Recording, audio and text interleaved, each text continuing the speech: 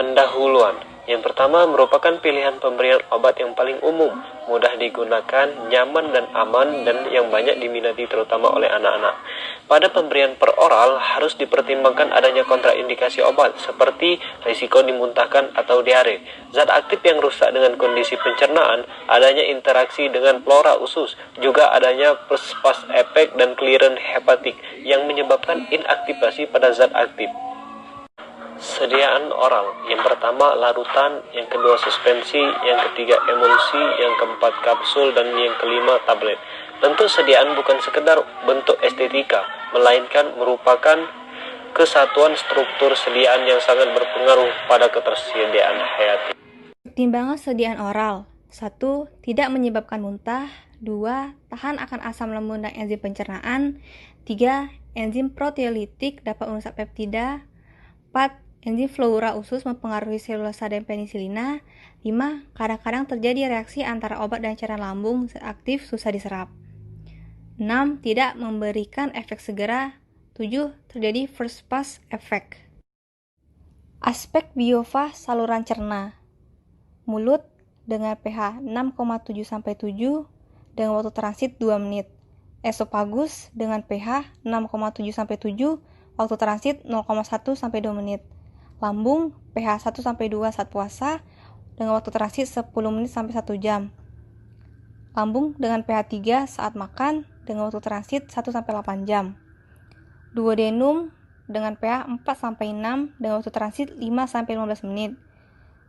Jejunum ileum dengan pH 6-7 dengan waktu transit 2-3,5 jam. Jejunum ileum dengan pH 7-8 dengan waktu transit 3-6 jam. Kolon dengan pH 7-8 dengan waktu transit 1 jam. Karakter biofa mulut. 1.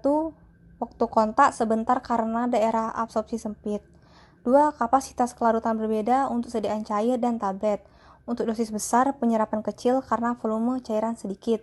Ketiga, mulut kurang berperan dalam penyerapan sediaan oral kecuali untuk sediaan sublingual akibat vaskularisasi yang tinggi. Jadi sublingual hanya untuk zat aktif dalam dosis kecil. Karakter biofa lambung. 1. pH asam lambung berubah-ubah dari asam ke netral. Banyak faktor yang mempengaruhi seperti adanya enzim proteolitik, asam lambung dan mucin. Kedua, waktu transit dalam lambung dipengaruhi oleh waktu transit ditingkatkan, volume, keasaman, konsistensi, kadar lemak, emosi menyebabkan penutupan pilori, posisi tidur pada sisi kanan. Karakter biofa lambung yang mempercepat pengosongan. Kebasaan, pilorus akan terbuka. Gas CO2, posisi tidur kiri, keadaan beraktivitas. Variasi waktu transit terjadi akibat variasi banyaknya makanan dalam lambung yang mempengaruhi pembukaan pilorus. Ketika lambung kosong dan sediaan encer, waktu transit sekitar 10 menit. Untuk lambung penuh terisi makanan, waktu transit sampai dengan 8 jam. Karakter biofa lambung. Proses biofa sediaan sustain release, zat aktif dilepaskan dalam matriks yang konstan. Proses biofa terpanjang, sediaan sustain pellets berupa tablet selalu tergranulasi. Karakter biofa usus dipengaruhi oleh gerak peristaltik. Duodenum dan bagian pertama jejunum memiliki fungsi pencernaan yang sangat nyata, sedangkan bagian kedua jejunum dan ileum fungsi menyerapnya lebih bereran.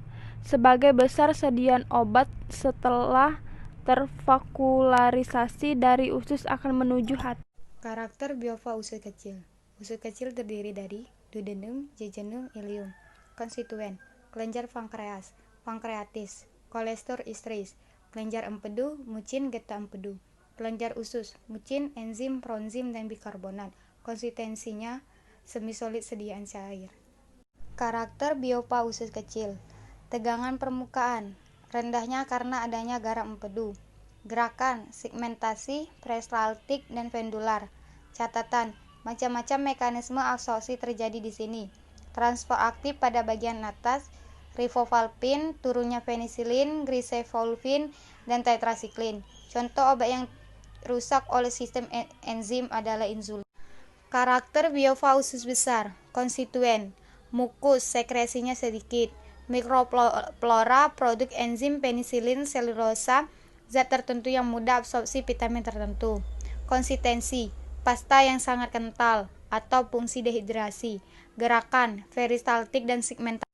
Karakter biofa usus besar. Hambatan, konsistensi yang padat atau volume cairan kecil. Obat yang menurun ketersediaan hayatinya adalah obat yang sangat kecil, kelarutannya dalam saluran cerna, sangat kecil atau tidak larut lemak. Contohnya, sulfaguanidin, hanya untuk obat lokal seperti sakit perut, tidak untuk efek sistemik.